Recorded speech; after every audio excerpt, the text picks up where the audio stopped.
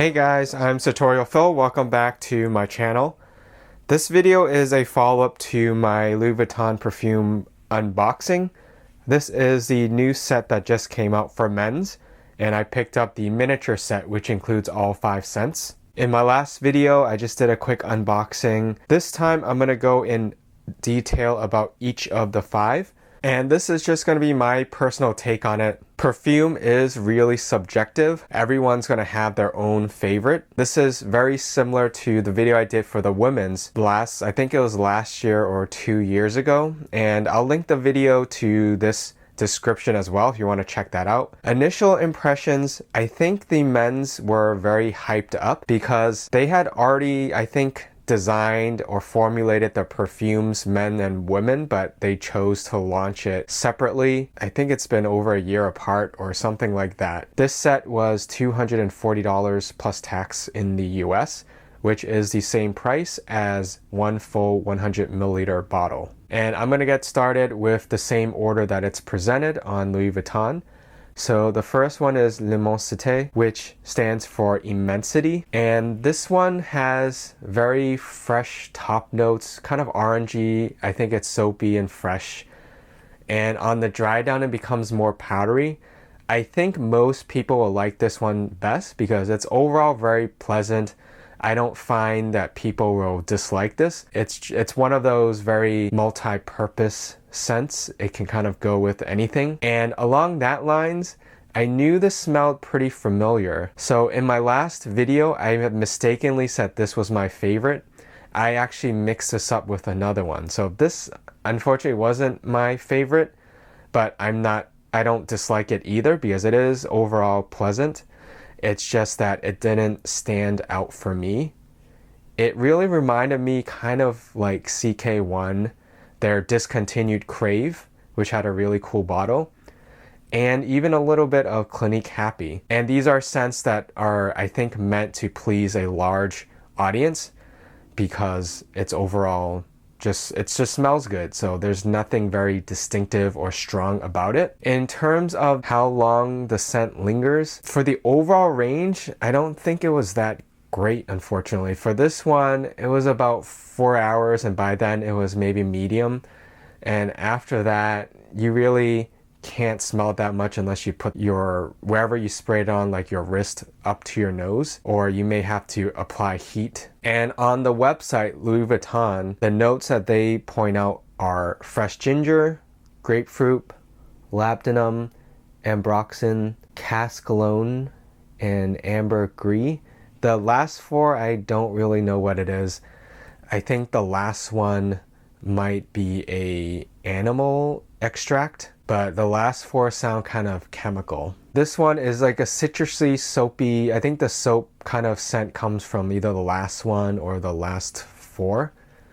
I don't really get ginger as much. So like I said, I think most people will like this one because I think it has a wide appeal.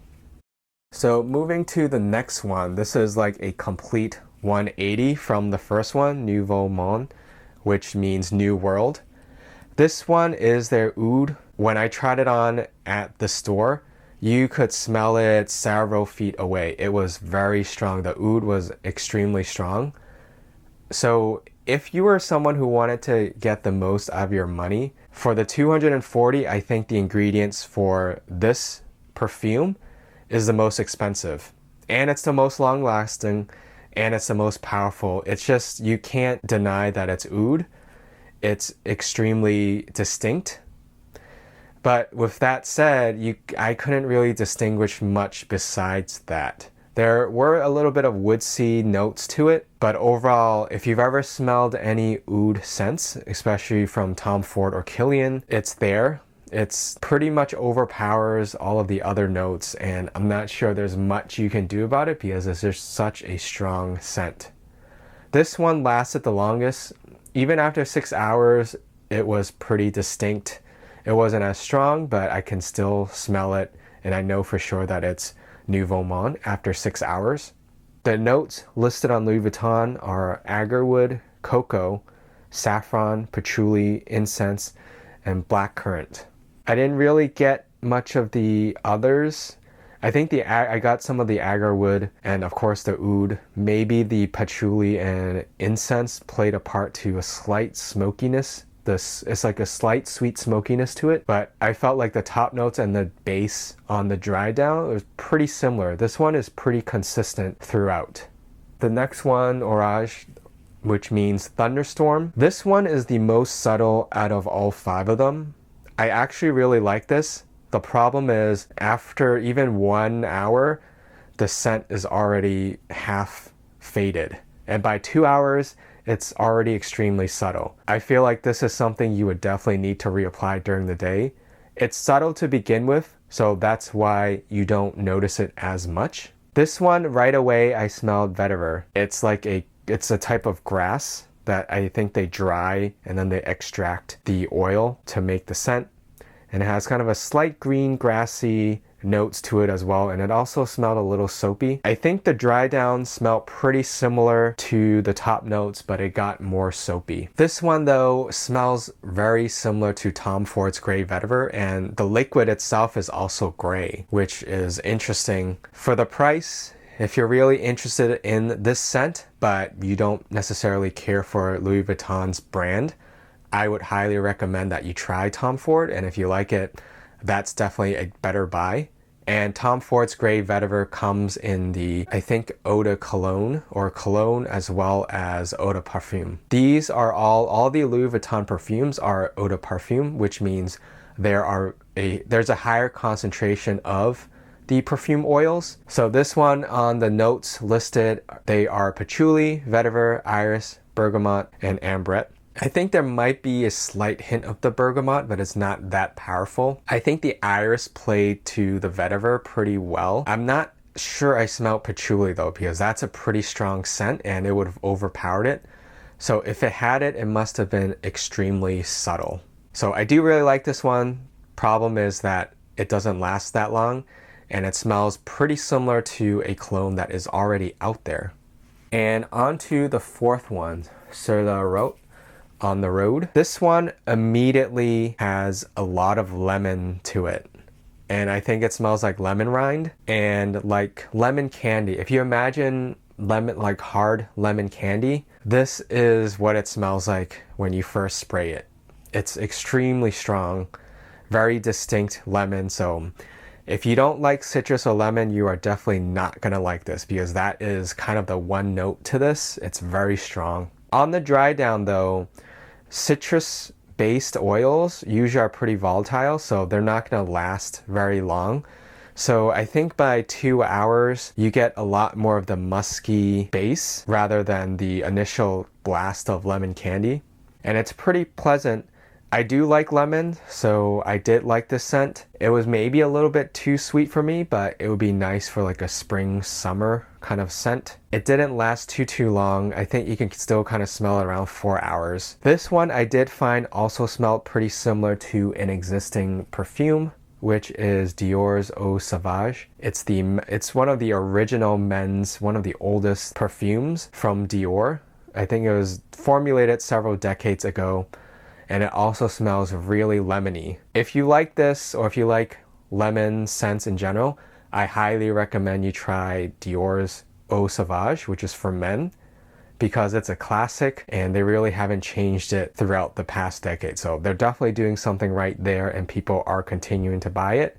Plus, they have many different flavors today. I believe they have a perfume version, they have an extreme version, and I think they have like a lighter sport version as well. The notes are, I think it's sage-rot, bergamot, balsam of Peru, pepper, nutmeg, and white musk. So the last 3 you get more on the dry down, but they're completely overpowered by the lemon kind of rind scent in the beginning. So you don't really get those kind of spicy, musky scents until the lemon starts fading away.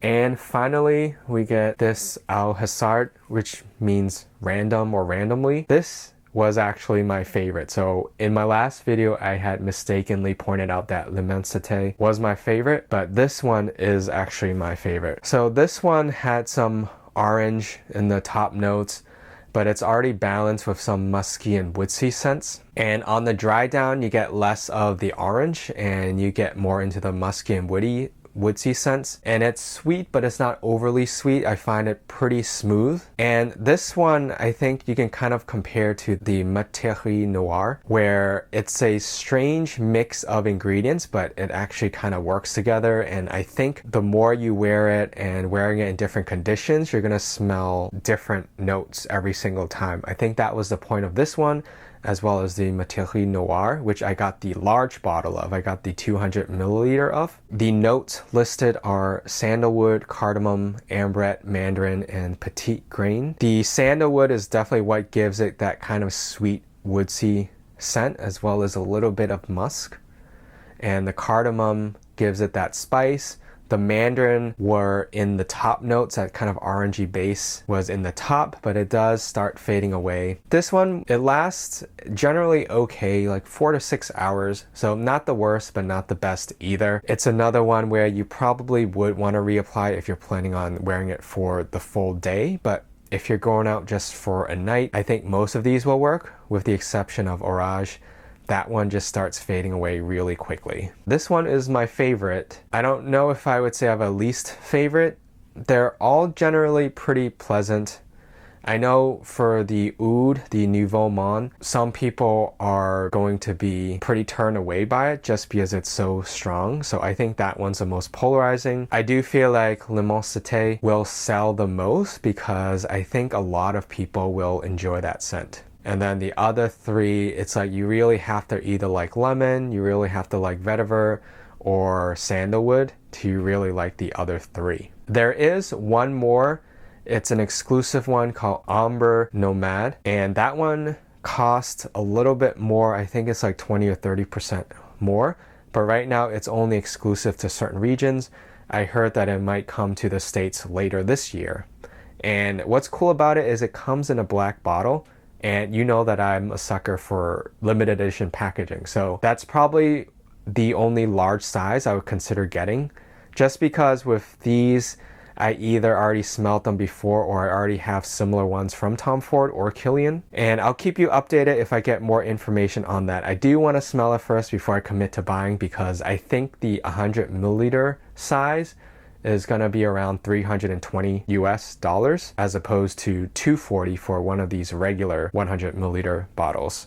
I think that one's going to be really intense, so a little probably goes a long way, and it's going to smell very smoky and deep. So that is my review, my detailed review of the Louis Vuitton men's fragrances, which launched on May 31st, 2018. I'd love to hear what you think if you had a chance to try these. Are there favorites of yours? Are there ones you already purchased?